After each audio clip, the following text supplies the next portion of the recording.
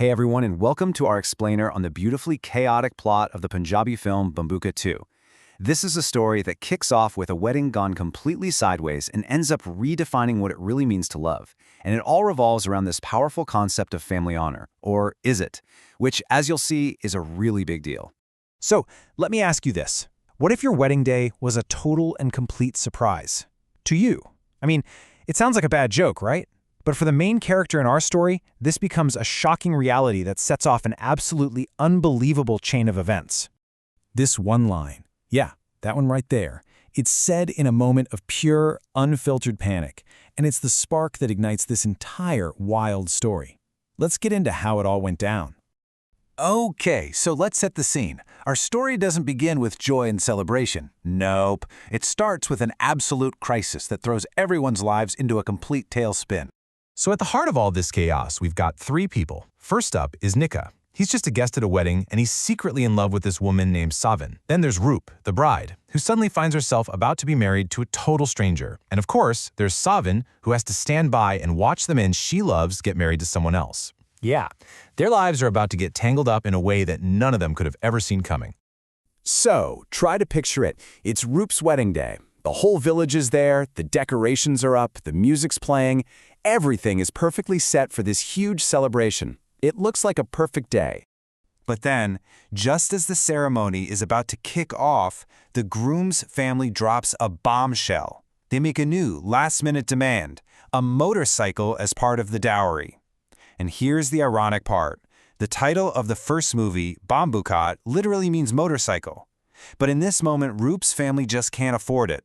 And boom, just like that, the wedding is off. Now, you have to understand, in this community, a canceled wedding isn't just awkward.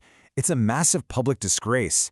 It's something that can stain a family's reputation, their izzat, for generations.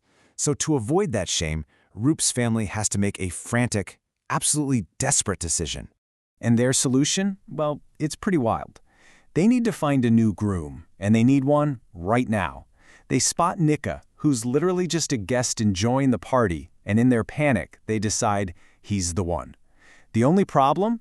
Nika has zero, and I mean zero, idea what's about to happen to him. So, believe it or not, the wedding happens. And just like that, two people who were strangers hours before are now married. And this is where their new, incredibly complicated life really begins. You can just imagine what that wedding night was like. It wasn't a celebration. It was just filled with this heavy, awkward silence. I mean, think about it. Nika and Roop are now husband and wife, and they barely know each other's names. But here's the thing about Nika. Even though he's trapped, he's a fundamentally decent guy. He knows he has to start this, whatever it is, with the truth. So he makes this really painful confession to his new wife about Savin, the woman he actually loves. Now, instead of getting angry, which she had every right to do, Roop responds with this quiet empathy. And this is really the first time we see her incredible inner strength. In that moment, even in the middle of all this madness, a tiny foundation of honesty is built between them. But that fragile bit of understanding they just built, it's immediately put to the test. And not because of their own issues, but because of some massive pressure coming from their family. And that pressure has a name. Bibi, the family's powerful matriarch. You know, in a lot of traditional families, her word is basically law. And she is focused on one thing and one thing only, a grandchild to carry on the family name. So when months start to pass and there's still no news of a pregnancy, Bibi's pressure turns into a flat-out ultimatum. She tells them, in no uncertain terms, if Roop can't provide an heir, Nika will be forced to take a second wife. And we're not talking about a suggestion here. This is a command, and it threatens to completely shatter that delicate, honest truth that Nika and Roop have somehow managed to build. They are pushed right to the edge. So you'd probably expect this to turn into a huge, messy drama full of jealousy and betrayal, right? Well, what happens next is actually way more surprising, and honestly, kind of revolutionary. Instead of turning on each other, the three people caught in this impossible trap, Nika, his wife Roop, and Savin, the woman he loves, do the absolute last thing you'd expect. They start to work together. So how do they solve this? Well, their radical solution kind of unfolds in 3 steps. First, it starts with Roop's incredible selfless sacrifice. She actually gives Nika her blessing to be with Savin. This just opens the door for all three of them to have a brutally honest conversation, which leads to this truly modern agreement.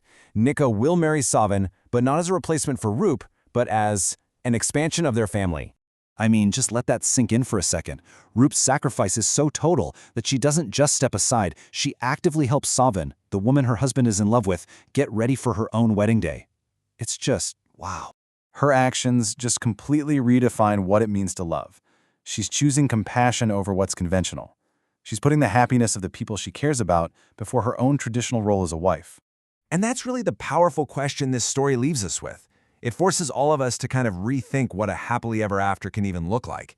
It suggests that maybe, just maybe, the greatest act of love isn't about holding on, but about letting go. So, what do you think?